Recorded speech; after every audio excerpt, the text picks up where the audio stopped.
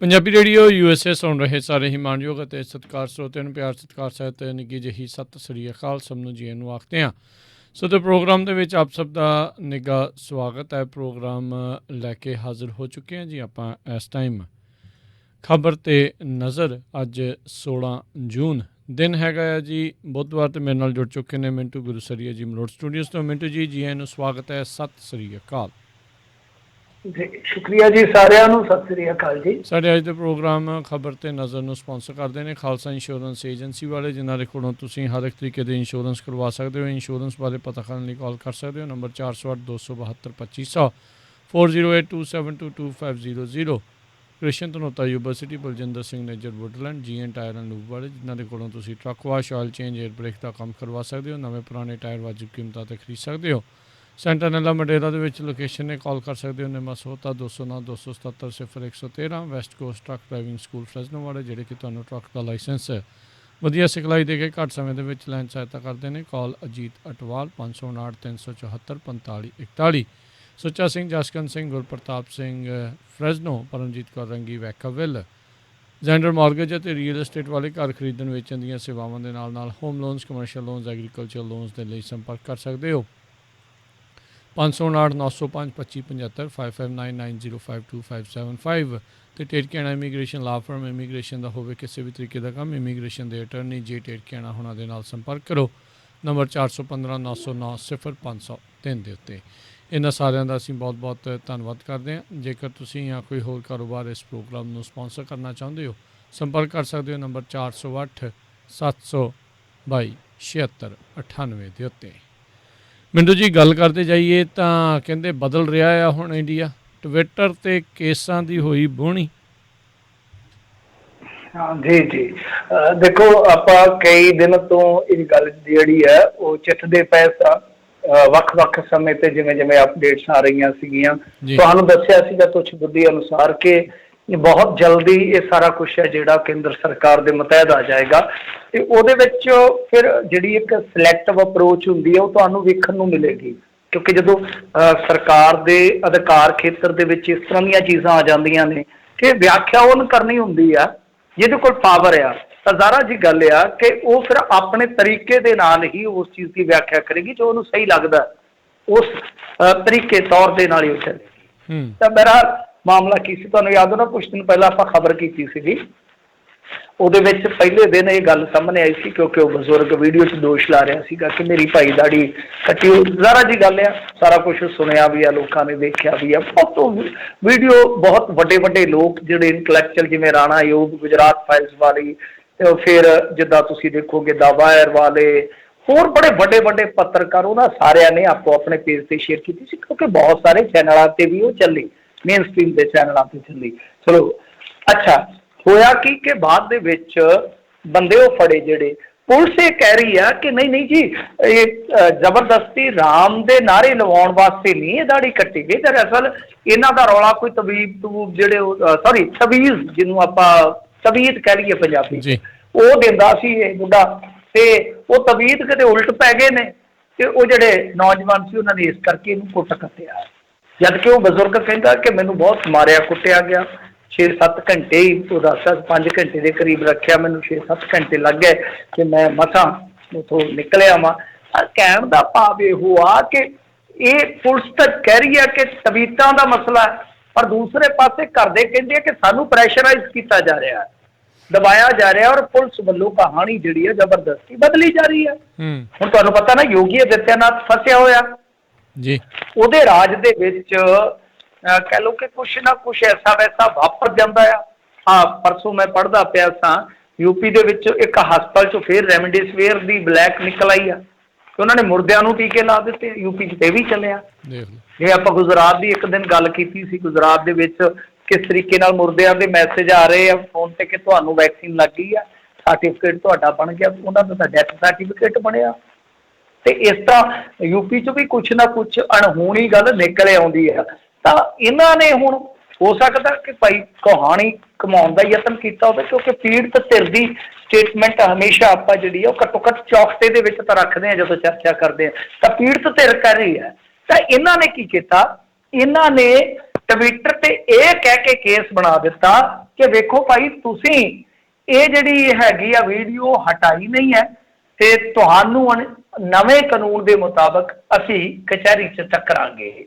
ਇਸ ਤੋਂ ਇਲਾਵਾ ਜਿਹੜੇ ਹੋਰ ਇੰਟਲੈਕਚੁਅਲ ਸੀਗੇ, ਇੱਕ ਤੇ ਮੇਰੇ ਖਿਆਲ ਦੇ ਨਾਲ ਜੇ ਆਪਾਂ ਫੈਕਟ ਦੇਖੀਏ ਜਿੰਨਿਆਂ ਤੇ ਵੀ FIR ਹੋਈ ਆ, ਬਹੁਤੇ ਮੁਸਲਮਾਨ ਨੇ ਉਹਦੇ ਵਿੱਚ। ਮੈਂ ਜਿੰਨੇ ਵੀ ਨਾਮ ਦੇਖੇ, ਜਿੰਨੇ ਕੋ ਮੈਨੂੰ ਯਾਦ ਆ, ਤਕਰੀਬਨ ਸਾਰੇ ਹੀ ਮੁਸਲਮਾਨ ਆ। ਜਦਕਿ ਉਹ ਮੇਨ ਸਟ੍ਰੀਮ ਦੇ ਚੈਨਲਾਂ ਨੇ ਵੀਡੀਓ ਚਲਾਈ ਆ, ਉਹਦੇ ਤੇ ਕਿਸੇ ਨੇ ਕੋਈ ਐਕਸ਼ਨ ਨਹੀਂ ਕੀਤਾ। ਮੈਂ ਤੁਹਾਨੂੰ ਜਿਵੇਂ ਕਹਿ ਰਿਹਾ ਕਿ ਸਿਲੈਕਟਿਵ ਅਪਰੋਚ, ਉਹਦੇ 'ਚ ਨਾਨ ਮੁਸਲਿਮ ਇੰਟਲੈਕਚੁਅਲਸ ਨੇ ਵੀ ਵੀਡੀਓ ਸ਼ੇਅਰ ਕੀਤੀ ਆ, ਕੋਈ ਐਕਸ਼ਨ ਨਹੀਂ ਹੈ। ਪਰ ਐਕਸ਼ਨ ਕਿਹਦੇ ਤੇ ਹੋ ਰਿਹਾ? ਜ਼ਿਆਦਾਤਰ ਮੁਸਲਿਮ ਕਮਿਊਨਿਟੀ ਦੇ ਨਾਲ ਜਿਹੜੇ ਤਾਲੁਕਾਤ ਰੱਖਦੇ ਆ। ਦੂਜੀ ਗੱਲ ਇਹ ਆ ਕਿ ਜਾਂ ਜਿਨ੍ਹਾਂ ਦਾ ਸਰੋਕਾਰ ਜਿਹੜਾ ਆ ਉਹ ਮੁਸਲਿਮ ਭਾਈਚਾਰੇ ਦੇ ਜਿੰਨੇ ਮਾਮਲੇ ਹੁੰਦੇ ਉਹਨਾਂ ਦੇ ਨਾਲ ਜ਼ਿਆਦਾ ਰਹਿੰਦਾ ਵਾ, ਉਹਨਾਂ ਨੂੰ ਤਾਂ ਸਿਲੈਕਟਿਵ ਅਪਰੋਚ ਦੀ ਮੈਂ ਤੁਹਾਨੂੰ ਗੱਲ ਕਹੀ ਹੈ ਕਿ ਜਦੋਂ ਪਾਵਰ ਵੱਧ ਜਾਏਗੀ ਕੇਂਦਰ ਸਰਕਾਰ ਦੀ, ਸਿਲੈਕਟਿਵ ਅਪਰੋਚ ਤੁਹਾਨੂੰ ਵੇਖਣ ਨੂੰ ਮਿਲੇਗੀ। ਇਹ WhatsApp ਤੇ ਵੀ ਮਿਲੇਗੀ, ਇਹ Facebook ਤੇ ਵੀ ਮਿਲੇਗੀ, ਟਵਿੱਟਰ ਤੇ ਮਿਸਾਲ ਤੁਹਾਡੇ ਸਾਹਮਣੇ ਆ। ਤਾਂ ਟਵਿੱਟਰ ਦਾ ਮਸਲਾ ਕੀ ਹੋਇਆ, ਥੋੜਾ ਜਿਹਾ ਆਪਾਂ ਉਹ ਵੀ ਸਮਝ ਲਈਏ ਕਿ ਟਵਿੱਟਰ ਤੇ ਕੇਸ ਕਿਉਂ ਹੋ ਗਿਆ, ਇਸ ਤੋਂ ਪਹਿਲਾਂ ਕੇਸ ਕਿਉਂ ਨਹੀਂ ਹੋਇਆ? ਕਿਉਂਕਿ ਇਹਨਾਂ ਦਾ ਵਕਤ ਚੱਲਦਾ ਤਾਂ ਜਦੋਂ ਸੰਬਿਤ ਪਾਤਰਾ ਦਾ ਉਹ ਜਿਹੜਾ ਸੀਗਾ ਟੂਲ ਕਿੱਟ ਵਾਲਾ ਕਥਿਤ ਤੌਰ ਤੇ ਜੋ ਮਾਮਲਾ ਆਇਆ ਸੀਗਾ, ਉਹ ਉਹਨਾਂ ਨੇ ਮੈਨੀਪੂਲੇਟਡ ਲਿਖਿਆ ਸੀਗਾ, ਜਦੋਂ ਇਹਨਾਂ ਦਾ ਵਕਤ ਚੱਲਦਾ ਤੇ ਉਦੋਂ ਹੀ ਗੱਲ 'ਚ ਪਾ ਲੈਂਦੇ ਰੱਸਾ। ਹੁਣ ਟਵਿੱਟਰ ਦੇ ਨਾਲ ਜੋ ਬੀਤੀ ਆ ਉਹ ਇਹ ਆ ਕਿ ਦਰਅਸਲ ਇਹਨਾਂ ਦੇ ਕੋਲ ਜਿਹੜਾ ਸਪੈਸ਼ਲ ਸਟੇਟਸ ਹੁੰਦਾ ਹੈ ਕਾਨੂੰਨ ਦੇ ਮੁਤਾਬਕ, ਜਿਹੜਾ ਇਹਨਾਂ ਦੇ ਕੋਲ ਮਿਲੀਟਰੀ ਦਾ, ਉਹ ਸਟੇਟਸ ਇਹਨਾਂ ਨੇ ਖਤਮ ਕਰ ਦਿੱਤਾ, ਜਿਹੜਾ ਕਿ ਉਹਨਾਂ ਨੂੰ ਇੱਕ IT ਐਕਟ ਦੀ ਧਾਰਾ ਹੈ 79 ਉਹਦੇ ਤਹਿਤ ਮਿਲਿਆ ਸੀ। ਉਹ ਦਰਜਾ ਖਤਮ ਹੋ ਗਿਆ। ਉਹਦਾ ਨਤੀਜਾ ਕੀ ਨਿਕਲੇਗਾ ਕਿ ਜਾਂ ਤਾਂ ਤੁਸੀਂ ਸਰਕਾਰ ਦੇ ਨੇਮ ਕਾਇਦੇ ਮੰਨ ਲਓ, ਹੁਣ ਜੇ ਨਹੀਂ ਮੰਨੇ 3 ਤਰੀਕ ਤੱਕ, ਤਾਂ ਇਹਦੇ ਵਿੱਚ ਕੀ ਆ ਕਿ ਹੁਣ ਕਾਨੂੰਨੀ ਤੌਰ ਤੇ ਤੁਸੀਂ ਪਾਰਟੀ ਬਣੋਗੇ, ਮਤਲਬ ਕਿ ਤੁਸੀਂ ਕਾਨੂੰਨੀ ਤੌਰ ਤੇ ਰਿਸਪੌਂਸਿਬਲ ਹੋਵੋਗੇ। ਕੋਈ ਵੀ ਪੋਸਟ ਹੁੰਦੀ ਆ, ਕੋਈ ਵੀ ਵੀਡੀਓ ਹੁੰਦੀ ਆ, ਤਾਂ ਇਹ ਇੱਕ ਕਹਿ ਲਓ ਕਿ ਨਵੀਂ ਕਿਸਮ ਦੀ ਸ਼ੁਰੂਆਤ ਹੋ ਗਈ ਹੈ ਇੰਡੀਆ ਦੇ ਵਿੱਚ। ਟਵਿੱਟਰ ਤੇ ਪਹਿਲਾ ਕੇਸਾਂ ਦੀ ਬੋਣੀ ਜਿਹੜੀ ਆ ਹੋ ਚੁੱਕੀ ਆ। ਤਾਂ ਉਹ ਜਦੋਂ ਦਰਜਾ ਇਹਨਾਂ ਦੇ ਕੋਲ ਬਹਾਲ ਸੀ, ਉਸ ਸੂਰਤ ਦੇ ਵਿੱਚ ਇਹਨਾਂ ਨੂੰ ਪਾਰਟੀ ਨਹੀਂ ਬਣਾਇਆ ਜਾ ਸਕਦਾ, ਪਰ ਹੁਣ ਇਹਨਾਂ ਨੂੰ ਪਾਰਟੀ ਬਣਾਇਆ ਜਾ ਸਕਦਾ, ਜਿਹਦੇ ਚੱਲਦਿਆਂ ਹੋ ਸਕਦਾ ਟਵਿੱਟਰ ਆਉਣ ਵਾਲੇ ਦਿਨਾਂ 'ਚ ਕੰਪਰੋਮਾਈਜ਼ ਹੋ ਜਾਵੇ। ਪਰ ਇਹਦਾ ਸਿੱਧਾ ਤੇ ਸਾਫ਼ ਸਪਸ਼ਟ ਸੰਦੇਸ਼ ਇਹੋ ਆ ਕਿ ਗਾਂ ਸੋਸ਼ਲ ਮੀਡੀਆ ਤੇ ਜੋ ਲਿਖਿਆ ਜਾਂਦਾ ਹੈ ਜਾਂ ਸਰਕਾਰ ਦੀ ਆਲੋਚਨਾ ਕੀਤੀ ਜਾਂਦੀ ਹੈ, ਦੇਸ਼ ਦੀ ਆਲੋਚਨਾ ਨਹੀਂ ਹੁੰਦੀ ਕਦੇ ਵੀ, ਸਰਕਾਰ ਦਾ ਸਿਸਟਮ ਜੋ ਹੁੰਦਾ, ਨਿਜ਼ਾਮ ਹੁੰਦਾ, ਉਹਦੀ ਹਮੇਸ਼ਾ ਆਲੋਚਨਾ ਹੁੰਦੀ ਹੈ। ਤਾਂ ਨਿਜ਼ਾਮ ਦੀ ਆਲੋਚਨਾ ਜਿਹੜੀ ਹੈ ਉਹ ਕਿਤੇ ਨਾ ਕਿਤੇ ਭਾਰੀ ਪਵੇਗੀ। ਸਿਲੈਕਟਿਵ ਅਪਰੋਚ ਰੱਖੀ ਜਾਏਗੀ, ਮਤਲਬ ਕਿ ਜੇ ਉਧਰੋਂ ਫਰਜ਼ੀ ਚੀਜ਼ਾਂ ਆ ਜਾਣਗੀਆਂ ਤਾਂ ਉਹਨਾਂ ਨੂੰ ਬਹੁਤ ਖੂਬਸੂਰਤ ਤਰੀਕੇ ਦੇ ਨਾਲ ਚਲਾ ਦਿੱਤਾ ਜਾਏਗਾ, ਡਿਫੈਂਡ ਕਰ ਲਿਆ ਜਾਏਗਾ। ਜੇ ਕੋਈ ਕਾਊਂਟਰ ਮਤਲਬ ਕਿ ਪੋਸਟ ਆਉਂਦੀ ਹੈ, ਸਰਕਾਰ ਦਾ ਕ੍ਰਿਟਿਸਿਜ਼ਮ ਆਉਂਦਾ, ਤਾਂ ਉਸ ਸੂਰਤ ਦੇ ਵਿੱਚ ਸਿਲੈਕਟਿਵ ਅਪਰੋਚ ਦੀ ਜਿਹਦੀ ਆਪਾਂ ਗੱਲ ਕੀਤੀ ਆ, ਬਹੁਤ ਹੱਦ ਤੱਕ ਪੋਸੀਬਿਲਿਟੀ ਰਿਹਾ ਕਰੇਗੀ। ਜੀ ਜੀ ਬਿਲਕੁਲ। ਸੋ ਜੇ ਟਵਿੱਟਰ ਇਸ ਤਰੀਕੇ ਨਾਲ ਬਣਦਾ ਤੇ ਹੋਰ ਸੋਸ਼ਲ ਮੀਡੀਆ ਦੇ ਉਹਨਾਂ ਦਾ ਵੀ ਇਹ ਜਿਹੜੀ ਚੀਜ਼ ਆ ਉਹ ਸੂਚੀ ਚੋਂ ਬਾਹਰ ਕੱਢ ਕੇ ਉਹਨਾਂ ਨੂੰ ਵੀ ਪਾਰਟੀਆਂ ਬਣਾਇਆ ਜਾ ਸਕਦਾ। ਉਹ ਹੋ ਚੁੱਕੀ ਹੈ ਜੀ। ਜਿਹੜਾ ਫੇਸਬੁੱਕ ਹੈ ਉਹ ਆਲਰੇਡੀ ਹੋ ਚੁੱਕਾ ਕੰਪਰੋਮਾਈਜ਼ਡ। ਓਕੇ। ਫੇਸਬੁੱਕ ਤੇ ਟਵਿੱਟਰ ਤੇ ਇੰਸਟਾ ਰਹਿ ਗਿਆ ਸੀਗਾ, ਇਹਨਾਂ ਨੂੰ ਵੀ ਘੇਰ ਲਿਆ ਉਹਨਾਂ ਨੇ, ਬਹੁਤ ਜਲਦੀ ਹੋਏਗਾ। ਵੈਸੇ ਜੇ ਤੁਸੀਂ ਦੇਖੋਗੇ ਨਾ, ਇਹਨਾਂ ਨੇ ਇਸ ਸਾਲ 10 ਜੂਨ ਤੱਕ 6000 ਪੋਸਟਾਂ ਹਟਵਾਈਆਂ ਟਵਿੱਟਰ ਤੋਂ। ਟਵਿੱਟਰ ਕਿਤੇ ਨਾ ਕਿਤੇ ਪਹਿਲਾਂ ਹੀ ਥਿੜਕਿਆ ਪਿਆ ਸੀਗਾ। ਪਿਛਲੇ ਪੂਰੇ ਸਾਲ 'ਚ 9000 ਟਵੀਟ ਹਟਾਏ ਆ। ਜ਼ਿਆਦਾਤਰ ਕਹਿੰਦੇ ਆ ਜਿਹੜੇ ਇਹ ਨਹੀਂ ਹੈ ਕਿ ਦੇਸ਼ ਵਿਰੋਧੀ, ਚਲੋ ਜਿਹੜਾ ਕੰਟੈਂਟ ਹੁੰਦਾ ਉਹ ਤਾਂ ਕੋਈ ਵੀ ਦੇਸ਼ ਨਹੀਂ ਚੱਲਣ ਦੇਗਾ, ਸਾਰਾ ਜੀ ਗੱਲ ਆ। ਜਿਹੜਾ ਮਤਲਬ ਕਿ ਸਰਕਾਰ ਦੇ ਉਲਟ, ਜਿੱਦਾਂ ਆਪਾਂ ਦੇਖਿਆ ਸੀਗਾ ਕਿ ਕੁੰਭ ਨੂੰ ਲੈ ਕੇ ਸਵਾਲ ਕੀਤੇ ਗਏ ਸੀ, ਤਾਂ ਉੱਥੇ ਵੀ ਸਰਕਾਰ ਨੇ ਕਿਹਾ ਸੀਗਾ ਕਿ ਨਹੀਂ ਹਟਾਓ। ਸਰਕਾਰ ਅੜ ਗਈ। ਜਿੱਥੇ ਸਰਕਾਰ ਅੜ ਜਾਏਗੀ, ਟਵਿੱਟਰ ਨੂੰ ਉਹ ਚੀਜ਼ਾਂ ਜਾਂ ਤੇ ਹਟਾਉਣੀਆਂ ਪੈਣਗੀਆਂ ਤੇ ਜਾਂ ਉਹ ਪਾਰਟੀ ਬਣਾ ਲੈਣਗੇ। ਹੁਣ ਕਿੰਨੇ ਕੁ ਕੇਸਾਂ 'ਚ ਪਾਰਟੀ ਬਣਨਗੇ ਟਵਿੱਟਰ ਵਾਲੇ, ਉਹ ਕੁਛ ਨਾ ਕੁਛ ਤਾਂ ਦੇਖਣਗੇ, ਸਾਰਾ ਜੀ ਗੱਲ ਆ। ਸੋ ਇਹ ਬਿਲਕੁਲ ਤੁਸੀਂ ਕਿਹਾ ਵੀ ਬਦਲ ਰਿਹਾ ਇੰਡੀਆ ਆਪਣੇ, ਜਿਹੜੇ ਲੱਗਦਾ ਤੇ ਇਦਾਂ ਹੀ ਆ ਵੀ ਨਾਰਥ ਕੋਰੀਆ ਜਾਂ ਚੀਨ ਜਾਂ ਰੂਸ ਉਸ ਪਾਸੇ ਵੱਲ ਨੂੰ ਹੀ ਜਿਹੜਾ ਇਹ ਕੰਮ ਤੁਰਿਆ ਆ, ਵੀ ਹੁਣ ਕਿਸੇ ਦੀ ਵਿਚਾਰਾਂ ਦੀ ਖੁੱਲ੍ਹ ਆਜ਼ਾਦੀ ਜਿਹੜੀ ਆ ਉਹ ਹੁਣ ਬਸ ਕਹਿਣ ਦੀਆਂ ਗੱਲਾਂ ਦੇ ਵਿੱਚ ਜਿਹੜੀ ਉਹ ਰਹਿ ਜਾਵੇਗੀ। ਅਗਲੀ ਮਿੰਟੂ ਜੀ ਗੱਲ ਕਰ ਲਈਏ। ਸੰਜੇ ਸਿੰਘ ਨੇ ਸੁੱਟਿਆ ਨਵਾਂ ਬੰਬ ਰਾਮ ਮੰਦਰ ਜ਼ਮੀਨ ਦੇ ਕਥਿਤ ਘੁਟਾਲੇ ਦੇ ਮਾਮਲੇ ਦੇ ਵਿੱਚ। ਹੁਣ ਅਸਲੀ ਬੰਬ ਤਾਂ ਨਹੀਂ, ਇਹਨਾਂ ਨੇ ਕਿਹੜਾ ਬੰਬ ਸੁੱਟਿਆ? ਹਾਂਜੀ ਦੇਖੋ, ਵੈਸੇ ਨਾ ਇੱਕ ਗੱਲ ਆ ਕਿ ਸੰਜੇ ਸਿੰਘ ਉਹ ਸ਼ਖਸ ਆ ਜਿਹੜਾ ਪੰਜਾਬੀਆਂ ਦੇ ਮਨੋਂ ਲੈ ਕੇ ਗਿਆ ਸੀ। ਤੁਹਾਨੂੰ ਯਾਦ ਹੋਣਾ ਕਿੰਨਾ ਰੌਲਾ ਪਿਆ। ਇਹਦੇ ਨਾਲ ਇੱਕ ਹੋਰ ਸੀਗਾ, ਕੀ ਨਾਂ ਭੁੱਲ ਗਿਆ, ਬੜੀ ਮਸ਼ਹੂਰ ਜੋੜੀ ਹੋਈ ਸੀਗੀ, ਚਲੋ ਤੁਸੀਂ ਕੱਢ ਕੇ ਵੇਖ ਲਿਓ, ਮੈਂ ਤਾਂ ਭੁੱਲ ਭੁਲਾ ਗਿਆ। ਬੜੀ ਇਹਨਾਂ ਦੀ ਹਿੱਟ ਜੋੜੀ ਸੀ, ਜਿਵੇਂ ਚਮਕੀਲੇ ਅਮਰਜੋਤ ਦੀ ਹਿੱਟ ਜੋੜੀ ਸੀ ਕਿਸੇ ਟਾਈਮ ਦੁਕਾਨਿਆਂ 'ਚ, ਇਹਨਾਂ ਦੀ ਸਿਆਸਤ ਦੇ ਵਿੱਚ ਬੜੀ ਸੁਪਰ ਹਿੱਟ ਜੋੜੀ ਸੀਗੀ। ਬਾਅਦ ਦੇ ਵਿੱਚ ਉਹ ਜਿਹੜਾ ਸ਼ਖਸ ਸੀਗਾ ਇਹਦਾ ਸਾਥੀ, ਉਹ ਤਾਂ ਮੈਂ ਦੇਖਿਆ ਘਟਿਆ। ਤੇ ਸੰਜੇ ਸਿੰਘ ਤਾਂ ਭਾਈ ਹੁਣ ਦਿੱਲੀ ਚਲ ਗਿਆ, ਕੌਮੀ ਰਾਜਨੀਤੀ 'ਚ ਆ ਗਿਆ, ਰਾਜ ਸਭਾ ਦਾ ਮੈਂਬਰ ਬਣ ਗਿਆ। ਪਰ ਵੇਖੋ ਠੀਕ ਹੈ, ਪੰਜਾਬ ਦੇ ਵਿੱਚ ਤੇ ਇਹਨਾਂ ਨੇ ਜੋ ਕੀਤਾ ਉਹ ਸਵਾਲਾਂ ਦੇ ਘੇਰੇ 'ਚ ਸੀ।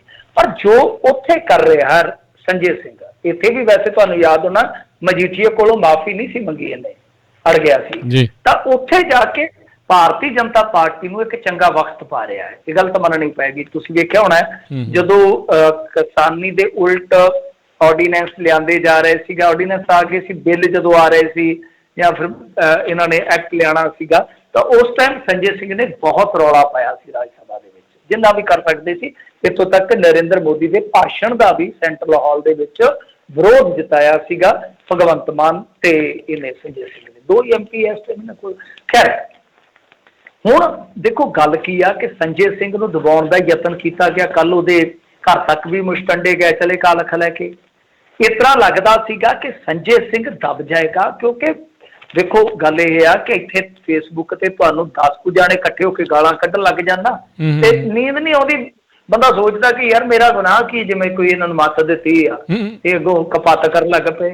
ਤੇ ਤੁਸੀਂ ਵੇਖੋ ਕਿ ਇੱਕ ਟ੍ਰੋਲ ਆਰਮੀ ਜਾਂ ਕਹਿ ਲਓ ਕਿ ਸੋਸ਼ਲ ਮੀਡੀਆ ਦਾ ਅੱਤਵਾਦ ਹੈ ਜਿਹੜਾ, ਉਹ ਹੀ ਸਾਰਾ ਤੁਹਾਡੇ ਮਗਰ ਪੈ ਜਾਵੇ। ਉਸ ਸੂਰਤ ਦੇ ਵਿੱਚ ਤੁਸੀਂ ਫੇਰ ਵੀ ਪ੍ਰੈਸ ਕਾਨਫਰੰਸ ਕਰਨ ਆ ਜਾਓ, ਉਹਨਾਂ ਨੂੰ ਫੇਸ ਕਰਨ ਆ ਜਾਓ, ਔਰ ਇਹ ਕਹੋ ਕਿ ਮੇਰੇ ਤੇ ਚਾਹੇ 1000 ਵਾਰੀ ਹਮਲਾ ਹੋ ਜਾਵੇ, ਚਾਹੇ ਤੁਸੀਂ ਜੋ ਮਰਜ਼ੀ ਕਰ ਦਿਓ, ਮੈਂ ਰਾਮ ਦੇ ਨਾਮ ਤੇ ਚੰਦਾ ਚੋਰੀ ਨਹੀਂ ਹੋਣ ਦਿਆਂਗਾ। ਇਹ ਇੱਕ ਤਾਂ ਕਹਿ ਲਓ ਕਿ ਜੇਰੇ ਦੀ ਗੱਲ ਆ।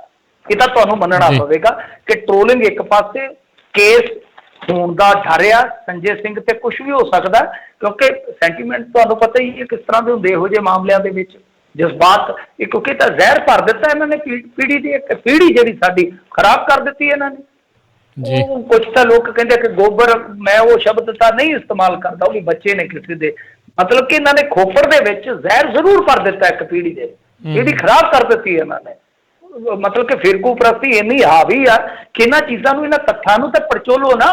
ਮੈਂ ਨਹੀਂ ਕਹਿੰਦਾ ਘੁਟਾਲਾ ਹੋਇਆ ਹੀ ਹੋਇਆ, ਪਰ ਘੱਟੋ ਘੱਟ ਅਸੀਂ ਹੁਣ SGPC ਤੇ ਆਪਣੀ ਤੇ ਜਦੋਂ ਵੀ ਸਵਾਲ ਹੁੰਦੇ ਆਪਾਂ ਕੀ ਕਹਿੰਦੇ ਆ ਕਿ ਅਸੀਂ ਪੈਸ਼ਾਦੀ ਨਹੀਂ ਭਰਦੇ, ਕਿ SGPC ਯਾਰ ਸਾਰਾ ਕੁਛ ਹੈ ਜਿਹੜਾ ਚੰਗਾ ਹੀ ਕਰਦੀ ਹੈ, ਪਰ ਅਸੀਂ ਕਹਿੰਦੇ ਜਿੱਥੇ ਚੰਗਾ ਕਰਦੀ ਠੀਕ ਹੈ, ਜਿੱਥੇ ਕੋਈ ਕੁਤਾਈ ਆ ਉਹ ਕਾਈ ਆ, ਜਿੱਥੇ ਕਮੀਆਂ ਪੇਸ਼ੀਆਂ ਦੂਰ ਕਰੋ।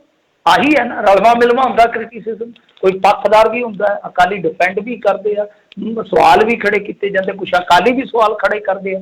ਤਾਂ ਇਸ ਤਰ੍ਹਾਂ ਹੀ ਚੱਲਦਾ ਹੈ ਨਾ ਮਾਹੌਲ, ਜਦੋਂ ਰਾਜਨੀਤੀ ਤੇ ਸਿਆਸਤ ਜਿਹੜੀ ਆ ਰਲ ਕੇ ਚੱਲ ਰਿਹਾ ਇਸ ਟਾਈਮ। ਧਰਮ ਤੇ ਰਾਜਨੀਤੀ ਜੇ ਆਪਾਂ ਦੇਖੀਏ ਤਾਂ ਹੁਣ ਤਕਰੀਬਨ ਰਾਜਨੀਤੀ ਹਾਵੀ ਹੋਈ ਪਈ ਆ। ਸੋ ਕਹਿਣ ਦਾ ਮਤਲਬ ਹੈ ਕਿ ਬਹੁਤ ਹੱਦ ਤੱਕ ਅੰਧ ਭਗਤ ਜਿਹੜੇ ਆ ਉਹ ਹਾਲੇ ਵੀ ਡਿਫੈਂਡ ਕਰੀ ਜਾ। ਹੁਣ ਇੱਕ ਹੋਰ ਚੱਲ ਪਿਆ, ਮੈਂ ਤੁਹਾਨੂੰ ਇੰਟਰਸਟਿੰਗ ਚੀਜ਼ ਦੱਸਾਂ ਕਿ ਉਹ ਜਿਹੜਾ ਚੰਪਤ ਰਾਏ ਆ, ਨਾ ਹੀ ਵੇਖੋ ਕਿੰਨਾ ਪਿਆਰਾ, ਜੈਨ ਆ, ਉਹ ਜੈਨੀ ਆ ਅਮਿਤ ਸ਼ਾਹ ਵਾਂਗੂ। ਤੇ ਅੱਛਾ, ਜਦੋਂ ਇਹਦੀ ਖੁਦਾਈ ਹੋਈ ਸੀ ਤੁਹਾਨੂੰ ਯਾਦ ਹੋਣਾ 2003 ਦੇ ਵਿੱਚ, ਇੱਥੋਂ ਹੀ ਅਯੁੱਧਿਆ ਦੇ ਵਿੱਚ, ਤੇ ਉਦੋਂ ਜਿਹੜੇ ਅਵਸ਼ੇਸ਼ ਨਿਕਲੇ ਸੀਗੇ ਉਹਨਾਂ ਬਾਰੇ ਇਹੀ ਕਿਹਾ ਗਿਆ ਸੀ, ਸੁਪਰੀਮ ਕੋਰਟ ਦੀ ਨਿਗਰਾਨੀ ਇਹ ਕੋਈ ਸੀ, ਔਨ ਰਿਕਾਰਡ ਹੈ, ਮੈਂ ਆਫ ਰਿਕਾਰਡ ਕੋਈ ਗੱਲ ਨਹੀਂ ਕਰਾਂਗਾ। ਤਾਂ ਉਹਦੇ ਵਿੱਚ ਜੈਨ ਮੰਦਿਰ ਦੇ ਕਹਿੰਦੇ ਸੀਗੇ ਕਿ ਅਵਸ਼ੇਸ਼ ਹੋਣ ਦੀ ਸੰਭਾਵਨਾ ਹੈ। ਤਾਂ ਇੱਥੇ ਜਿਹੜੇ ਚੰਪਤ ਰਾਏ ਜੀ ਹੈ ਉਹ ਕੀ ਕਰ ਰਹੇ ਨੇ ਤੇ ਉਹਨਾਂ ਨੂੰ ਡਿਫੈਂਡ ਕਰਨ ਵਾਲੇ ਕੀ ਕਰ ਰਹੇ ਆ? ਇੰਟਰਸਟਿੰਗ ਚੀਜ਼ ਆ। ਉਹ ਕਹਿੰਦੇ ਕਿ ਦੇਖੋ ਚੰਪਤ ਰਾਏ ਇੱਕ ਕਮਰੇ ਦੇ ਵਿੱਚ ਰਹਿਣ ਵਾਲਾ ਬੰਦਾ ਆ, ਵਿਆਹਿਆ ਉਹ ਹੈ ਨਹੀਂਗਾ, ਉਹਨੇ ਕੀ ਕਰਨਾ ਹੀ ਯਾਰ। ਫਿਰ ਮਤਲਬ ਕਿ ਲਾਇਸੈਂਸ ਆ ਕਿ ਭਾਈ ਜਿਹੜਾ ਇਮਾਨਦਾਰ ਹੋਊਗਾ ਉਹ ਵਿਆਹਿਆ ਨਹੀਂ ਹੋਣਾ ਚਾਹੀਦਾ, ਵਿਆਹਿਆ ਬੰਦਾ ਇਮਾਨਦਾਰ ਨਹੀਂ ਹੋ ਸਕਦਾ। ਇਹ ਸ਼ਰਤ ਵੇਖੋ ਇਹੋ ਕਿਹੋ ਜਿਹੀ ਆ ਇਹਨਾਂ ਦੀ, ਇਹਨਾਂ ਦੀ ਤਰਕਸ਼ੀਲਤਾ ਦੇਖੋ, ਇਹਨਾਂ ਦਾ ਦਲੀਲ ਦੇਣ ਦਾ ਢੰਗ ਦੇਖੋ, ਤਾਰਕਿਕ ਤਰੀਕਾ ਦੇਖੋ ਇਹਨਾਂ ਦਾ। ਇਹ ਕਹਿੰਦੇ ਆ ਕਿ ਵੇਖੋ ਜੀ ਗੱਲ ਇਹ ਆ ਕਿ ਜਿਹੜਾ ਵੀ ਕੋਈ ਬੰਦਾ ਵਿਆਹਿਆ ਹੁੰਦਾ ਉਹ ਇਮਾਨਦਾਰ ਘੱਟ ਹੋਣ ਦੀ ਸੰਭਾਵਨਾ ਰੱਖਦਾ। ਤੇ ਦੂਜੇ ਪਾਸੇ ਚੰਪਤ ਰਾਏ ਜੀ ਕਿਉਂਕਿ ਅਨਮੈਰਿਡ ਆ, ਨਰਿੰਦਰ ਮੋਦੀ ਜੀ ਅਨਮੈਰਿਡ ਆ, ਇਹ ਤਾਂ ਬਹੁਤ ਇਮਾਨਦਾਰ ਨੇ। ਖੈਰ ਚਲੋ ਇਹ ਨਵਾਂ ਲਾਇਸੈਂਸ ਆ। ਹੁਣ ਮਤਲਬ ਅੱਜ ਦਾ ਜਿਹੜਾ ਬੰਬ ਜਿਹੜਾ ਤੁਸੀਂ ਕਹਿ ਰਹੇ ਹੋ ਉਹ ਕੀ ਹੈ? ਸੰਜੇ ਸਿੰਘ ਨੇ ਇੱਕ ਬਹੁਤ ਵੱਡਾ ਖੁਲਾਸਾ ਕੀਤਾ ਔਰ ਉਹ ਪੇਪਰ ਲੈ ਕੇ ਬੈਠਾ। ਮੈਂ ਸੰਜੇ ਸਿੰਘ ਨੂੰ ਉਹਦਾ ਉਹ ਨਹੀਂ ਕੋਈ ਵਡਿਆ ਨਹੀਂ ਰਿਹਾ, ਉਹਨੇ ਜਿਹੜੇ ਪੇਪਰ ਕੱਢੇ ਆ ਬੜੇ ਜ਼ਬਰਦਸਤ ਆ। ਸਭ ਤੋਂ ਵੱਡਾ ਊਣੀ ਮੋੜ ਆ ਗਿਆ ਇਸ ਕਹਾਣੀ 'ਚ। ਚੰਪਤ ਰਾਏ ਕੀ ਕਹਿ ਰਹੇ ਸੀ, ਆਪਾਂ ਜਰਾ ਉਹਨਾਂ ਤੇ ਝਾਤ ਮਾਰ ਲੈਂਦੇ ਹਾਂ। ਚੰਪਤ ਰਾਏ ਕੀ ਡਿਫੈਂਡ ਕਰ ਰਹੇ ਸੀ? ਪਹਿਲਾਂ ਤਾਂ ਉਹਨਾਂ ਦਾ ਸਫਾਈ ਦੇਣ ਦਾ ਢੰਗ ਵੇਖੋ। ਉਹ ਕਹਿੰਦਾ ਜੀ ਸਾਡੇ ਤੇ 100 ਸਾਲ ਤੋਂ ਦੋਸ਼ ਲੱਗਦੇ ਆ, ਸਾਡੇ ਤੇ ਮਹਾਤਮਾ ਗਾਂਧੀ ਦੇ ਕਤਲ ਦਾ ਵੀ ਦੋਸ਼ ਲੱਗਾ ਸੀਗਾ, ਮੈਂ ਨਹੀਂ ਪ੍ਰਵਾਹ ਪ੍ਰੂਵ ਕਰਦਾ, ਸਾਡੇ ਤੇ ਦੋਸ਼। ਇਹਦਾ ਮਤਲਬ ਕਿ ਜੰਮਣ ਤੋਂ ਪਹਿਲਾਂ ਹੀ ਤੁਹਾਡੇ ਤੇ ਦੋਸ਼ ਲੱਗਣੇ ਸ਼ੁਰੂ ਹੋ ਗਏ ਸੀ 100 ਸਾਲ ਪਹਿਲਾਂ, 125 ਸਾਲ ਪਹਿਲਾਂ।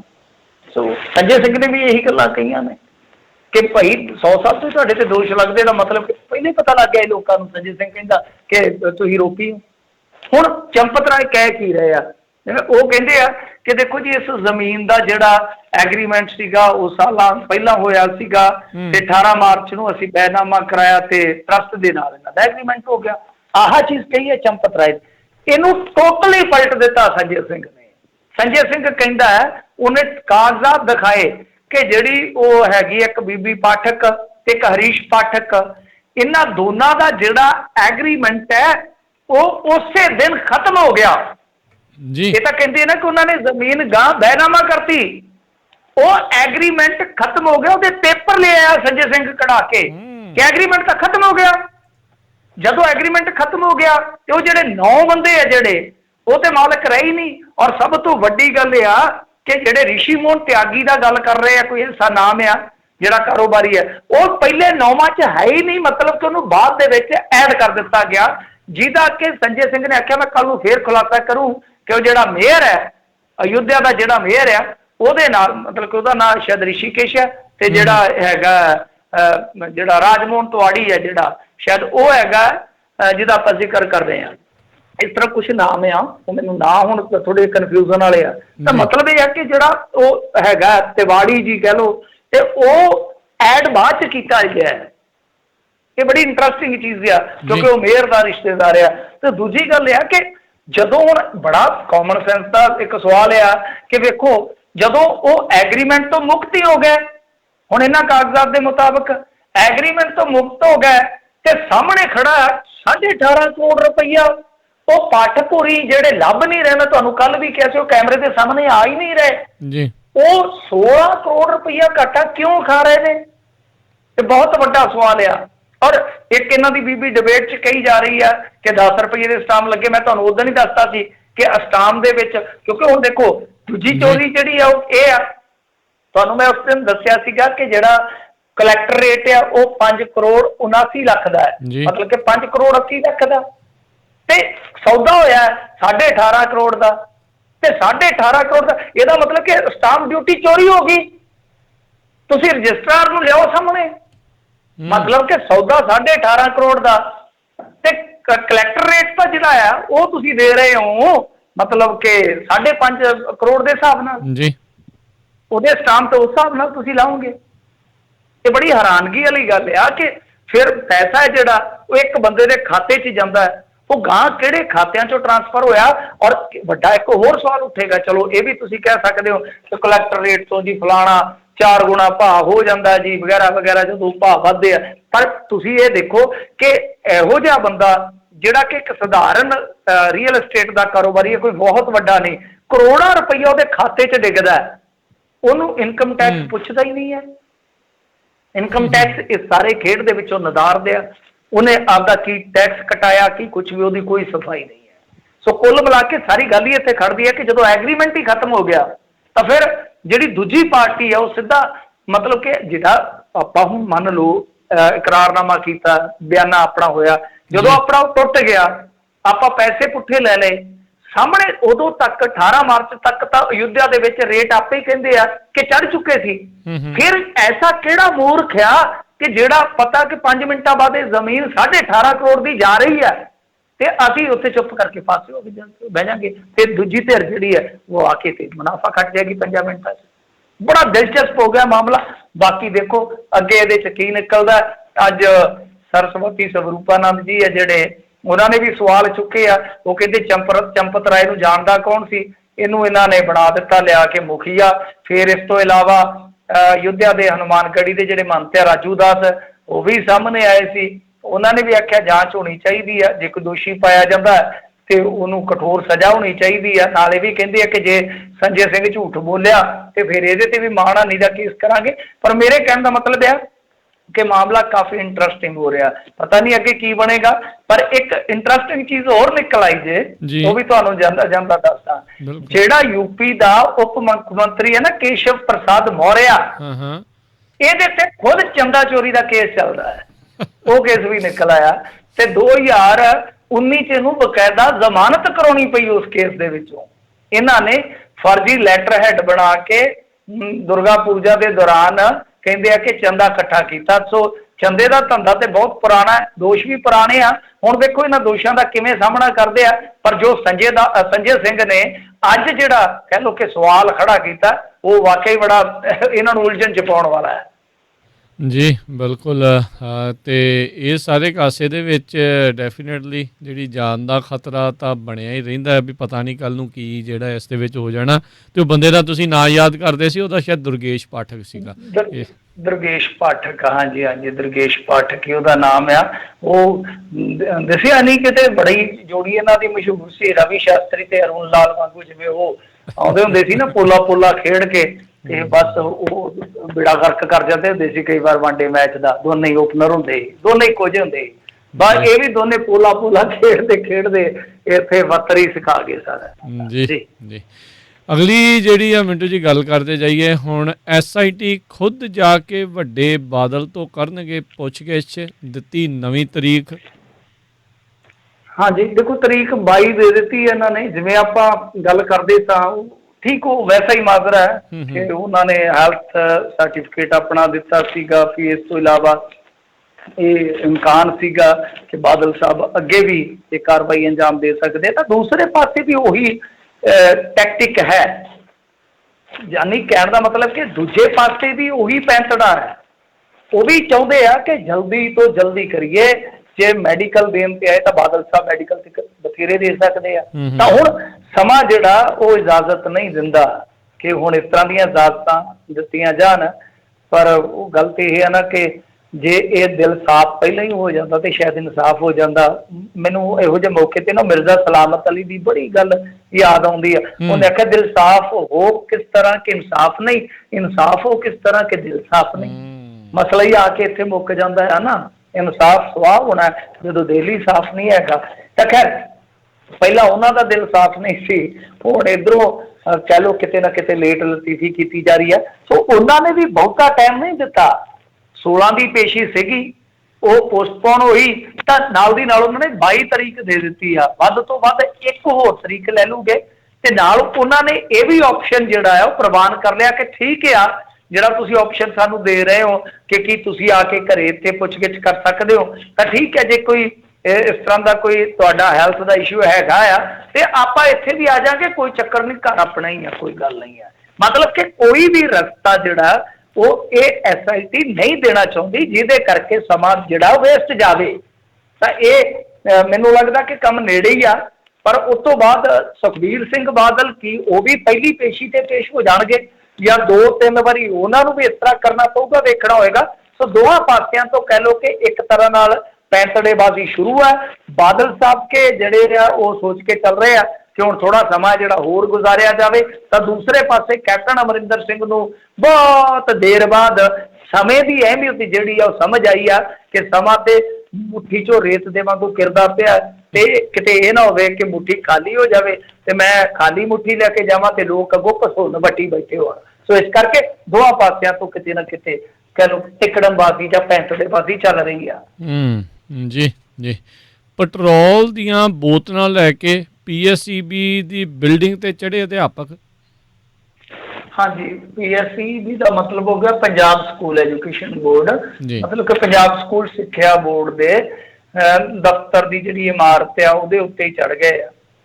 ਵੇਖੋ ਗੱਲ ਇਹ ਆ ਕਿ ਇਹਨਾਂ ਦੀ ਆਪਣੀ ਕਹਾਣੀ ਹੁੰਦੀ ਹੈ। ਜਦੋਂ ਤੁਸੀਂ ਬੇਰੁਜ਼ਗਾਰ ਨੂੰ ਕਿਸੇ ਨੂੰ ਮਿਲੋਗੇ ਜਾਂ ਕੱਚੇ ਕਰਮਚਾਰੀ ਨੂੰ ਮਿਲੋਗੇ ਤੇ ਉਹਨਾਂ ਦੀਆਂ ਆਪਣੀਆਂ ਸਮੱਸਿਆਵਾਂ ਹੁੰਦੀਆਂ। ਜਿਸ ਤਰ੍ਹਾਂ ਇਹ ਆਏ ਆ ਸੈਂਕੜੇ ਅਧਿਆਪਕ, ਇਹਨਾਂ ਦੇ ਵਿੱਚੋਂ 4-5 ਅੱਜ ਚੜ੍ਹ ਗਏ। ਬਾਅਦ ਦੁਪਹਿਰ ਲਾ ਲਓ ਕਿ 1 ਦਾ ਟਾਈਮ ਹੋਣਾ, ਦੁਪਹਿਰ ਦਾ ਟਾਈਮ ਲਾ ਲਓ।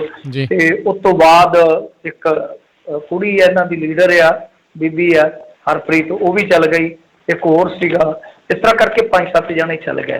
ਹੁਣ ਦੇਖੋ ਮਸਲਾ ਮੋਹਾਲੀ ਦਾ ਸੀ, ਬੜੀ ਮਹੱਤਵਪੂਰਨ ਜਗ੍ਹਾ ਹੈ ਪੰਜਾਬ ਸਕੂਲ ਐਜੂਕੇਸ਼ਨ ਬੋਰਡ, ਸਾਰੇ ਚੈਨਲ ਉੱਥੇ ਨੇ, ਲਾਈਵ ਕਵਰੇਜ ਚੱਲ ਪਈ, ਬੇਇੱਜ਼ਤੀ ਇਹਨਾਂ ਦੀ ਰੱਜ ਕੇ ਹੋਣ ਲੱਗ ਪਈ, ਅਫਸਰਸ਼ਾਹੀ ਭੱਜ ਕੇ ਗਈ।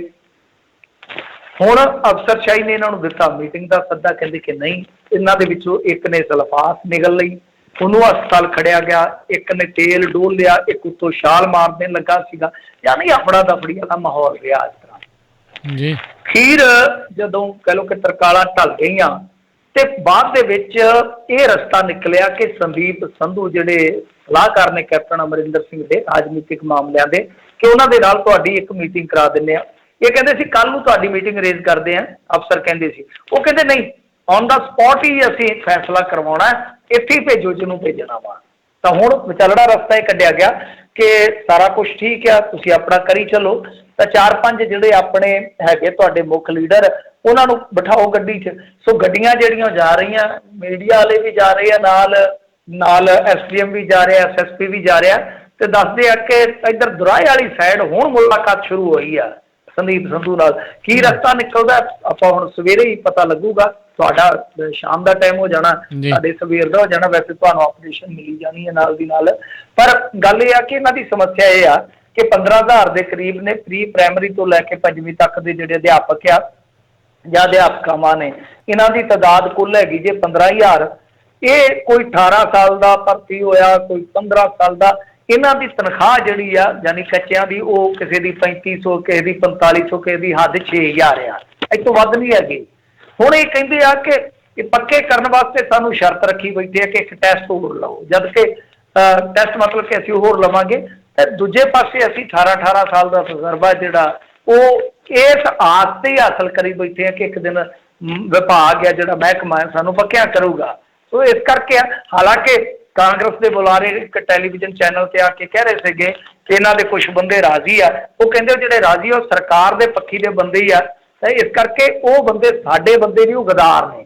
ਸੋ ਇਸ ਤਰ੍ਹਾਂ ਵੀ ਚੱਲਦਾ, ਮਤਲਬ ਕਿ ਇੱਕ ਧਿਰ ਜਿਹੜੀ ਉਹ ਸਹਿਮਤ ਆ ਕਿ ਟੈਸਟ ਹੋ ਜਾਣਾ ਚਾਹੀਦਾ, ਜਦ ਕਿ ਇਹ ਕਹਿੰਦੇ ਕਿ ਨਹੀਂ, ਵਿਦਆਊਟ ਟੈਸਟ ਸਾਨੂੰ ਪੱਕਿਆਂ ਕਰੋ। ਵੈਸੇ ਪੱਕਿਆਂ ਪਤਾ ਨਹੀਂ ਕਰਦੇ ਕਿ ਨਹੀਂ ਕਰਦੇ, ਪਰ ਧੱਕਿਆਂ ਕਰਨ ਵਾਲਾ ਇਹਨਾਂ ਨੇ ਕੰਮ ਕੋਈ ਨਹੀਂ ਛੱਡਿਆ।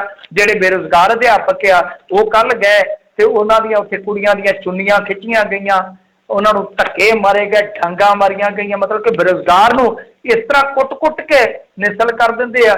ਜਿਹੜਾ ਕੋਈ ਨੌਕਰੀ ਤੇ ਲੱਗ ਜਾਂਦਾ ਉਹਨੂੰ ਐ ਕੱਚੇ ਕਰਕੇ ਉਹ ਇੰਨਾ ਸ਼ੋਸ਼ਿਤ ਕਰਦੇ ਆ ਕਿ ਆ ਵੇਖ ਲਓ ਕਿ ਜਿਹੜੇ ਅਧਿਆਪਕ ਵਿਚਾਰੇ ਉਮਰ ਦੇ ਹੁਣ ਇੱਕ ਕਹਿ ਲਓ ਕਿ ਐਸੇ ਪੜਾਅ ਤੇ ਪਹੁੰਚ ਗਏ ਆ, ਨਾ ਗਾਂਹ ਜੋਗੇ ਨਾ ਪਿਛਾਂਹ ਜੋਗੇ ਆ, ਉਹ ਵਿਚਾਰੇ ਉੱਥੇ ਹੁਣ ਜਾ ਕੇ ਪੰਜਾਬ ਸਕੂਲ ਸਿੱਖਿਆ ਬੋਰਡ ਦੇ ਬਨੇਰੇ ਤੇ ਚੜ੍ਹ ਕੇ ਕੂਕਦੇ ਪਏ ਆ ਕਿ ਭਾਈ ਸਾਡੀ ਰੋਜੀ ਰੋਟੀ ਦਾ ਕੋਈ ਹੱਲ ਕਰੋ। ਜੀ। ਜ਼ਮੀਨ ਨੂੰ ਲੈਂਡ ਮਾਫੀਏ ਤੋਂ ਖਾਲੀ ਕਰਵਾਉਣ ਦੇ ਲਈ ਪ੍ਰਸ਼ਾਸਨ ਸਹਿਯੋਗ ਕਰੇ, ਬੀਬੀ ਜਗੀਰ ਕੌਰ ਹੋਣਾ ਦਾ ਬਿਆਨ। ਹਾਂਜੀ ਦੇਖੋ, ਇੱਕ ਤਾਂ ਮਸਲਾ ਇਹ ਆ ਕਿ ਬੀਬੀ ਜਗੀਰ ਕੌਰ ਤੇ ਇੱਕ ਹੋਰ ਵੀ ਦੋਸ਼ ਲੱਗ ਰਿਹਾ ਗੰਗਸਰ ਗੁਰਦੁਆਰਾ ਜੈਤੋਂ ਦੇ ਵਿੱਚ, ਜਿੱਥੇ ਤੁਸੀਂ ਸੁਣਿਆ ਹੀ ਹੋਣਾ ਕਿ ਬਹੁਤ ਕੁਝ ਹੋਇਆ। ਉੱਥੇ ਦੇ ਜਿਹੜੇ SCPC ਦੇ ਕੁਝ ਕਰਮਚਾਰੀ ਸੀ, ਉਹ ਜਨਾਨੀਆਂ ਜਨੂਨੀਆਂ ਲਿਆਂਦੇ ਸੀ, ਦਾਰੂ ਦੂਰੂ ਦੀਆਂ ਬੋਤਲਾਂ ਵੀ ਨਿਕਲੀਆਂ ਇਤਿਹਾਸਕ ਖੂਹ ਦੇ ਵਿੱਚ, ਬੜਾ ਕੁਝ ਹੋਇਆ। ਤਾਂ ਉੱਥੇ ਚਲੋ ਇਹਨਾਂ ਨੇ ਕਾਰਵਾਈ ਤਾਂ ਕੀਤੀ ਆ, ਪਰ ਬੀਬੀ ਜਗੀਰ ਕੌਰ ਤੇ ਦੋਸ਼ ਇਹ ਲੱਗਾ ਕਿ ਜਦੋਂ ਇਹਨਾਂ ਨੂੰ ਉੱਥੇ ਆਉਣ ਵਾਸਤੇ ਕਿਹਾ ਤੇ ਇਹਨਾਂ ਨੇ ਸਾਫ਼ ਕਿਹਾ ਕਿ ਇੰਦਰਾ ਪ੍ਰਧਾਨ ਨਹੀਂ ਆਉਂਦੇ ਹੁੰਦੇ ਨਿੱਕੀ ਮੋਟੀ ਗੱਲ 'ਚ। ਤਾਂ ਇਹ ਆਪਣੇ ਆਪ ਦੇ ਵਿੱਚ ਬਹੁਤ ਮੈਂ ਕਹੂੰਗਾ ਕਿ ਸੰਵੇਦਨਹੀਣਤਾ ਹੈ। ਜਦੋਂ ਤੁਸੀਂ ਇੱਕ ਦੌਰ ਦੇਖ ਚੁੱਕੇ ਹੋ ਪੰਜਾਬ ਦੇ ਵਿੱਚ ਬੇਅਦਬੀਆਂ ਵਾਲਾ, ਜਿਹਦੇ ਵਿੱਚ ਤੁਹਾਡੀ ਇਸੇ ਤਰ੍ਹਾਂ ਦੀ ਬੇਰੁਖੀ ਨੇ ਕਿੰਨਾ ਘਾਟਾ ਪਾਇਆ ਸੀਗਾ, ਪੰਜਾਬ ਨੂੰ ਵੀ, ਸਿੱਖ ਕੌਮ ਨੂੰ ਅਕਾਲੀ ਦਲ ਤੋਂ ਦੂਰ ਕੀਤਾ ਬਹੁਤ ਹੱਦ ਤੱਕ। ਤਾਂ ਉਹ ਕਿਤੇ ਨਾ ਕਿਤੇ ਇਹੋ ਜਿਹੀਆਂ ਨਾ ਅਹਿਲੀਅਤਾਂ ਹੀ ਸੀਗੀਆਂ ਤੁਹਾਡੀਆਂ। ਇਹ ਕੁਛ ਘਟਨਾ ਨਹੀਂ ਹੁੰਦੀ। ਤੁਹਾਡੇ SGPC ਦੇ ਕਰਮਚਾਰੀ ਜਿਹੜੇ ਪੱਕੇ ਕਰਮਚਾਰੀ ਆ, ਉਹ ਗੁਰਦੁਆਰੇ ਦੀ ਮਰਿਆਦਾ ਤਾਰ ਕਰ ਦੇਣ। ਬੇਅਦਬੀ ਉਹ ਬੇਅਦਬੀ ਹੈ ਤੇ ਇਹ ਕਿਹੜਾ ਘੱਟ ਬੇਅਦਬੀ ਆ ਜੋ ਤੁਸੀਂ ਕੀਤੀ ਹੈ। ਖੈਰ ਚਲੋ ਇਹਨਾਂ ਨੇ ਕਾਰਵਾਈ ਤਾਂ ਕੀਤੀ ਹੈ। ਹੁਣ ਦੂਸਰਾ ਮਾਮਲਾ ਜਿਹੜਾ ਇਹ ਪਹਿਲਾ, ਉਹਦੇ ਵਿੱਚ ਕਾਰਵਾਈ ਜ਼ਰੂਰ ਕੀਤੀ ਹੈ SGPC ਨੇ, ਉਹ ਚੰਗਾ ਕਦਮ ਆ। ਤੇ ਇਹਨਾਂ ਨੇ ਕਿਹਾ ਕਿ 21 ਤਰੀਕ ਤੱਕ ਇਹਨਾਂ ਨੂੰ ਪੱਕੇ ਤੌਰ ਤੇ ਅਸੀਂ ਘਰੇ ਘੱਲ ਦਿਆਂਗੇ, ਜੇ ਨਹੀਂ ਤਾਂ ਇੱਕ ਜਿਹੜੇ SGPC ਵਾਲੇ ਆ ਨਵਤੇਜ ਸਿੰਘ ਕੌਣੀ ਤੇ ਇੱਕ ਜਿਹੜੇ ਬਾਬਾ ਬੂਟਾ ਸਿੰਘ ਜੀ ਆ, ਮੇਰੇ ਖਿਆਲ ਦੇ ਨਾਲ ਜੂਨੀਅਰ ਮੀਤ ਪ੍ਰਧਾਨ ਵੀ ਆ, ਉਹ ਕਹਿੰਦੇ ਕਿ ਫਿਰ ਅਸੀਂ ਅਸਤੀਫੇ ਦੇ ਕੇ ਘਰੇ ਬਹਿ ਜਾਵਾਂਗੇ। ਖੈਰ ਦੂਸਰਾ ਮਾਮਲਾ ਹੈ ਪਟਿਆਲੇ ਤੋਂ ਅੱਜ ਇਹ ਬੀਬੀ ਜਗੀਰ ਕੌਰ ਨੇ ਸਾਂਝੀ ਕੀਤੀ ਹੈ ਵਿਥਿਆ। ਉਹ ਕਹਿੰਦੇ ਆ ਕਿ ਗੱਲ ਇਹ ਆ ਕਿ Shivdev Singh Diwan Gurbachan Singh Khalsa college management committee ਪਟਿਆਲੇ ਦੀ, ਤਾਂ ਇਹਦਾ ਪ੍ਰਬੰਧ ਹੈ ਜਿਹੜਾ 15 ਮਈ 1991 ਨੂੰ SGPC ਪਾਸ ਹੋਇਆ ਸੀ। ਮਤਲਬ ਕਿ general Shivdev Singh Diwan Gurbachan Singh Khalsa college managing committee, ਇਹ ਕਾਫੀ ਲੰਮਾ ਚੌੜਾ ਨਾਂ ਆ ਗਿਆ ਕਾਲਜ ਦਾ। ਤਾਂ ਖਾਲਸਾ ਕਾਲਜ ਹੀ ਆਪਾਂ ਕਹਿ ਸਕਦੇ ਹਾਂ ਕਿ 15 ਮਈ 1991 ਨੂੰ ਸ਼੍ਰੋਮਣੀ ਕਮੇਟੀ ਕੋਲ ਸਾਰਾ ਇਹਨਾਂ ਦਾ ਕੰਟਰੋਲ ਆ ਗਿਆ, ਪ੍ਰਬੰਧ ਆ ਗਿਆ, ਤੇ ਇਸ ਕਾਲਜ ਦੇ ਨਾਂ 110 ਵਿਗੇ ਤੇ 15 ਵਿਸਵੇ ਜ਼ਮੀਨ ਸੀ, ਜਿਹਦੇ ਵਿੱਚੋਂ 25 ਵਿਗੇ 9 ਵਿਸਵੇ ਰਕਬੇ ਵਿੱਚ ਮਾਤਾ ਸਾਹਿਬ ਕੌਰ ਗਰਲ ਖਾਲਸਾ ਕਾਲਜ ਧਾਮੋ ਮਾਜਰਾ ਬਣਿਆ ਹੋਇਆ, ਤੇ ਨਾਲ ਉਹਨਾਂ ਨੇ ਦੱਸਿਆ ਕਿ 57 ਵਿਗੇ 19 ਵਿਸਵੇ ਰਕਬਾ ਜਿਹੜਾ ਉਹ ਹੁਣ ਲੈਂਡ ਮਾਫੀਆ ਦੀ ਨਿਗਾਹ 'ਚ ਚੜਿਆ ਪਿਆ, ਯਾਨੀ ਉਹਦੇ ਤੇ ਕਬਜ਼ਾ ਕਰਨ ਦਾ ਯਤਨ ਕੀਤਾ ਜਾ ਰਿਹਾ। ਕਿੰਨੀ ਜ਼ਮੀਨ? 57 ਵਿਗੇ। ਜੇ ਆਪਾਂ ਲਾ ਲਈਏ ਤਾਂ ਵੈਸੇ ਮੋਟੀ ਜੀ ਹੁੰਦੀ ਆ ਗਿਣਤੀ, ਗਲਤ ਵੀ ਹੋ ਸਕਦੀ ਕਿਉਂਕਿ ਵਿਗੇ ਦੇ ਵਿੱਚ 6 ਕਨਾਲਾਂ ਹੁੰਦੀ ਆ, ਕਿੱਲੇ ਦੇ ਵਿੱਚ 8 ਹੁੰਦੀ ਆ, ਤੇ ਲਾ ਲਓ ਕਿ 40-45 ਕਿੱਲੇ ਜ਼ਮੀਨ ਬਣ ਗਈ। ਕਿੰਨੇ ਦੀ 40-45 ਕਿੱਲੇ ਜ਼ਮੀਨ ਪਟਿਆਲੇ ਜ਼ਿਲ੍ਹੇ ਦੇ ਵਿੱਚ ਵੇਖ ਲਓ, ਅੰਦਾਜ਼ਾ ਲਾ ਲਓ ਕਿੰਨੇ ਕਰੋੜਾਂ ਦੀ ਆ। ਤਾਂ ਲੈਂਡ ਮਾਫੀਆ ਨੇ ਅੱਖ ਰੱਖੀ ਹੋਈ ਆ। ਸੋ ਇਹ ਹੁਣ ਵੇਖਣਾ ਹੋਏਗਾ ਕਿ ਇਹਦੇ ਵਿੱਚ ਕੋਈ ਦੂਸਰਾ ਪੱਖ ਨਿਕਲਦਾ ਕਿ ਨਹੀਂ ਨਿਕਲਦਾ, ਕਿਉਂਕਿ ਇਹ ਤਾਂ ਇਹ ਗੱਲ ਕਹਿ ਰਹੇ ਆ ਦਬੀ ਜ਼ੁਬਾਨ ਨਾਲ ਹੀ ਸਹੀ ਕਿ ਇਹਦੇ ਵਿੱਚ ਜੋ ਮਤਲਬ ਕਿ ਪ੍ਰਸ਼ਾਸਨ ਹੈ ਜਿਹੜਾ ਉਹ ਸਹਿਯੋਗ ਨਹੀਂ ਕਰ ਰਿਹਾ, ਉਲਟਾ ਲੈਂਡ ਮਾਫੀਏ ਦੀ ਮਦਦ ਕਰ ਰਿਹਾ। ਜਾਂ ਤਾਂ ਖੁੱਲ ਕੇ ਬੀਬੀ ਜੀ ਦੱਸ ਦਿਓ ਕਿ ਫਲਾਣਾ ਲੀਡਰ ਆ ਜੀ, ਉਹਦੀ ਆਖਿਆ ਮਤਲਬ ਕਿ ਉਹ ਬਾਜ਼ ਅੱਖ ਰੱਖੀ ਬੈਠਾ। ਤਾਂ ਕਿਉਂਕਿ ਇੱਲਾਂ ਗਿਰਜਾਂ ਇਹੋ ਜਿਹੀਆਂ ਹੀ ਹੁੰਦੀਆਂ ਨੇ ਨਾ ਅੱਜ ਕੱਲ, ਜਿਹੜੀਆਂ ਬੋਟੀਆਂ ਨੋਚਦੀਆਂ ਫਿਰਦੀਆਂ ਨੇ। ਸਿੱਧਾ ਕਹੋ ਕਿ ਫਲਾਣਾ ਲੀਡਰ ਆ ਭਾਈ, ਉਹਦੀ ਆਖਿਆ ਲੈਂਡ ਮਾਫੀਆ ਜਿਹੜਾ ਤੁਰਿਆ ਫਿਰਦਾ, ਕਿਉਂਕਿ ਬਹੁਤ ਥਾਵਾਂ ਤੇ ਹੋਇਆ। SGPC ਦਾ ਚਲੋ ਇਹ ਪਹਿਲਾ ਮਾਜਰਾ ਹੋਏਗਾ, ਪਹਿਲਾ ਮਾਮਲਾ ਹੋਏਗਾ, ਪਰ NRIs ਕਿੰਨੇ ਆ ਵਿਚਾਰੇ ਜਿਹੜੇ ਕਿਰੁੰਦੇ ਫਿਰਦੇ ਆ, ਕੇਸ ਭੁਗਤਦੇ ਫਿਰਦੇ ਆ। ਲੈਂਡ ਮਾਫੀਆ ਕਾਬਜ਼ ਹੋ ਜਾਂਦਾ। ਲੈਂਡ ਮਾਫੀਆ ਆਪਾਂ ਇੱਕ ਸ਼ਬਦ ਘੜ ਲਿਆ, ਪਰ ਅਸਲ ਦੇ ਵਿੱਚ ਉਹਦੇ 'ਚ ਹੁੰਦਾ ਕੌਣ ਆ? ਕੋਈ ਨਾ ਕੋਈ ਤੁਹਾਡੇ ਇਲਾਕੇ ਦਾ ਰਸੂਖਦਾਰ ਹੋਊਗਾ। ਪਹਿਲੀ ਗੱਲ ਤੇ ਅੱਜ ਕੱਲ੍ਹ ਖੂਨ ਚਿੱਟੇ ਆ, ਕੋਈ ਨਾ ਕੋਈ ਆਪਣਾ ਹੀ ਹੁੰਦਾ, ਆਪਣਾ ਹੀ ਹੁੰਦਾ ਕੋਈ ਨਾ ਕੋਈ। ਤੇ ਦੂਜੀ ਗੱਲ ਆ ਜੇ ਨਾ ਹੋਊਗਾ ਕੋਈ ਨਾ ਕੋਈ ਰਸੂਖਦਾਰ ਹੋਊਗਾ, ਕੋਈ ਨਾ ਕੋਈ ਅਫਸਰ ਹੋਊਗਾ ਉਹਦੇ 'ਚ ਇਨਵੋਲਵ। ਹੋਰ ਆਮ ਬੰਦਾ ਥੋੜੀ ਨਾ ਕਬਜ਼ਾ ਕਰੂਗਾ 57 ਕਿੱਲੇ SGPC ਦੀ ਜ਼ਮੀਨ। ਕਿਵੇਂ ਕੋਈ ਸਧਾਰਨ ਬੰਦਾ ਨੱਪ ਲੂਗਾ ਭਾਈ? ਤੇ ਤੁਸੀਂ ਟਾਸਕ ਫੋਰਸ ਜਿਹੜੀ ਆ ਉਹ ਸਿਮਰਨਜੀਤ ਸਿੰਘ ਮਾਨ ਹੋਰਾਂ ਨੂੰ ਕੁੱਟਣ ਵਾਸਤੇ ਰੱਖੀ ਆ, ਉਹਨਾਂ ਨੂੰ ਨਹੀਂ ਵੜਨ ਦੇਣਾ। ਧਿਆਨ ਸਿੰਘ ਮੰਡ ਹੋਰਾਂ ਨੂੰ ਮਾਰਨ ਵਾਸਤੇ ਰੱਖੀ ਆ। ਤੁਸੀਂ ਲਾਓ ਉੱਥੇ ਟਾਸਕ ਫੋਰਸ, ਉਹ ਕਾਹਦੇ ਲਈ ਆ? ਭਾਈ ਰੂਪੇ 'ਚ ਜਦ ਤੁਹਾਨੂੰ ਯਾਦ ਹੋਣਾ ਜਦੋਂ ਕਬਜ਼ਾ ਲੈਣਾ ਸੀ ਇਹਨਾਂ ਨੇ, ਉਦੋਂ ਤਾਂ ਇਹਨਾਂ ਨੇ ਟਾਸਕ ਫੋਰਸ ਲਾ ਕੇ ਤੇ 2 ਪਿੰਡ ਅੱਗੇ ਲਾ ਲਏ ਸੀ। ਅੱਜ ਵੀ ਉਹ ਵੀਡੀਓ ਮਿਲ ਜਾਣਗੀਆਂ ਤੁਹਾਨੂੰ, ਕਿੰਨੇ 100 ਟਰੈਕਟਰ ਆਏ ਸੀਗੇ ਆਰਾਮ ਦੇ ਨਾਲ ਹੀ। ਸਿਕੰਦਰ ਸਿੰਘ ਮਲੂਕਾ ਉਦੋਂ ਪਿੰਡ ਤੇ ਖਲੋਤੇ ਸੀ ਤੇ ਵਾਹ ਲਈ ਸੀ। ਤੇ ਅੱਜ ਹੁਣ ਟਾਸਕ ਫੋਰਸ ਜਿਹੜੀ ਆ ਉਹ ਕੈਪਟਨ ਦੇ ਰਾਜ 'ਚ ਕਿਵੇਂ ਕਮਜ਼ੋਰ ਕੱਤ ਹੋ ਗਈ ਆ? ਕੀ ਗੱਲ ਆ? ਉਹ ਗੁਰੂ ਘਰ ਹੁਣ ਲੰਗਰ ਨਹੀਂ ਛਕਦੇ? ਉਹਨਾਂ ਦੇ ਵਿੱਚ ਜਾਨ ਨਹੀਂ ਹੈਗੀ, ਤਾਕਤ ਨਹੀਂ ਹੈਗੀ? ਹੁਣ ਪ੍ਰਸ਼ਾਸਨ, ਜੇ ਤੁਸੀਂ ਕਹਿ ਰਹੇ ਹੋ ਕਿ ਕੋਈ ਧੱਕਾ ਕਰਦਾ ਤਾਂ ਬਾਈ ਨੇਮ ਖੁਲਾਸਾ ਕਰੋ ਤਾਂ ਕਿ ਲੋਕਾਂ ਨੂੰ ਪਤਾ ਲੱਗੇ ਕਿ ਗੁਰੂ ਘਰ ਦੀ ਜ਼ਮੀਨ ਤੇ ਕਿਸ ਲੀਡਰ ਦੀ ਨਿਗਾਹ ਹੈ। ਜੀ ਜੀ ਬਿਲਕੁਲ। ਜਾਂਦੇ ਜਾਂਦੇ ਮਿੰਟੂ ਜੀ ਗੱਲ ਕਰ ਲਈਏ, ਪੰਜਾਬ ਸਰਕਾਰ ਨੇ ਹੁਣ ਪੈਨਸ਼ਨਰਾਂ ਨੂੰ ਦਿੱਤਾ ਝਟਕਾ। ਇਹਨਾਂ ਨੇ ਕੀ ਕਰਨਾ ਜੀ, ਕੁਛ ਨਹੀਂ, ਝਟਕਾ ਹੀ ਦਿੰਦੇ ਪਏ ਆ। ਪਹਿਲਾਂ ਪੇ ਕਮਿਸ਼ਨ ਲੈ ਗਏ ਕਿਤੇ ਦੇ ਕਿਤੇ, ਕੁਛ ਨਹੀਂ ਹੈਗਾ ਇਹਨਾਂ ਤਿਲਾਂ 'ਚ ਤੇਲ ਹੈ ਨਹੀਂਗਾ।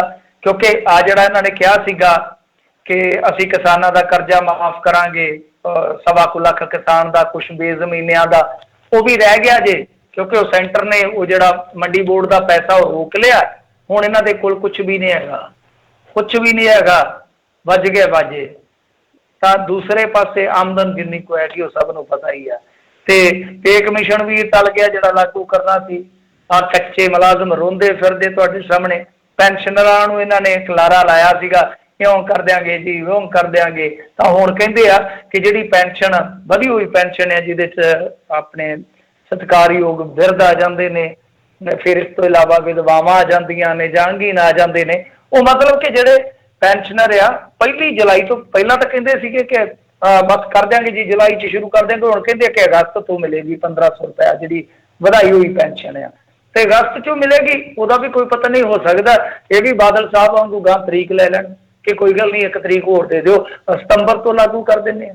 ਪਤਾ ਕੋਈ ਨਹੀਂ, ਐਲਾਨ ਕਰ ਦਿੱਤਾ ਸੀ ਇਹਨਾਂ ਨੇ ਕਿ ਲਓ ਜੀ 500 ਤੋਂ 1500 ਪੈਨਸ਼ਨ ਕਰ ਦਿੱਤੀ ਆ, ਇਸ਼ਤਿਹਾਰ ਛਪਾ ਦਿੱਤੇ ਜਾਂਦੇ ਆ, ਪਰ ਆ ਵੇਖ ਲਓ ਕਿਸ ਤਰ੍ਹਾਂ ਮਜ਼ਾਕ ਕੀਤਾ ਜਾਂਦਾ। ਉਹ ਜਿਹੜੀਆਂ ਬਿਰਧ ਬੀਬੀਆਂ ਨੇ ਉਹ ਸਾਨੂੰ ਪੁੱਛਦੀਆਂ ਕਿ ਪੁੱਤ ਪੈਨਸ਼ਨ ਜਿਹੜੀ ਕੈਪਟਨ ਵਾਲੀ, ਕੈਪਟਨ ਤਾਂ ਕਹਿੰਦੀਆਂ ਨੇ, ਕੈਪਟਨ ਹੀ ਕਹਿੰਦੀਆਂ, ਕੈਪਟਨ ਵਾਲੀ ਪੈਨਸ਼ਨ ਕਦੋਂ ਆਏਗੀ? ਉਹਨਾਂ ਨੂੰ ਦੱਸੋ ਕਿ ਇਹ ਆਪ 6-6 7-7 ਪੈਨਸ਼ਨਾਂ ਲੈ ਲੈਣ, ਉਹ ਥੋੜੀਆਂ ਤੁਹਾਡੀ ਪੈਨਸ਼ਨ ਜਿਹੜੀ ਆ ਹਲੇ ਰੁਕ ਕੇ ਆਊਗੀ, ਇੰਤਜ਼ਾਰ ਕਰੋ। ਜੀ ਜੀ, ਤੇ ਬਹੁਤ ਬਹੁਤ ਸ਼ੁਕਰੀਆ ਮਿੰਟੂ ਜੀ, ਤੁਸੀਂ ਸਾਡੇ ਨਾਲ ਜੁੜੇ, ਇਹਨਾਂ ਖਬਰਾਂ ਬਾਰੇ ਜਾਣਕਾਰੀ ਦਿੱਤੀ। ਮਿਲਦੇ ਹਾਂ ਜੀ ਅਗਲੀ ਵਾਰ, ਧੰਨਵਾਦ, ਸਤਿ ਸ਼੍ਰੀ ਅਕਾਲ। ਸਤਿ ਸ਼੍ਰੀ ਅਕਾਲ ਜੀ। ਤੇ ਸਰੋਤਿਓ, ਇੱਥੇ ਹੀ ਸਾਡਾ ਅੱਜ ਦਾ ਇਹ ਪ੍ਰੋਗਰਾਮ ਸਮਾਪਤ ਆ। ਮਿਲਦੇ ਹਾਂ ਅਗਲੀ ਵਾਰ, ਤੱਕ ਲਈ ਮੇਰੇ ਰਾਜਕਨਵੀਰ ਸਿੰਘ ਵੱਲੋਂ ਵੀ ਤੁਹਾਨੂੰ ਸਾਰਿਆਂ ਨੂੰ ਪਿਆਰ ਸਤਿਕਾਰ ਸਤਿ ਸ਼੍ਰੀ ਅਕਾਲ। ਸੁਣਦੇ ਰਹੋ ਪੰਜਾਬੀ ਰੇਡੀਓ USA।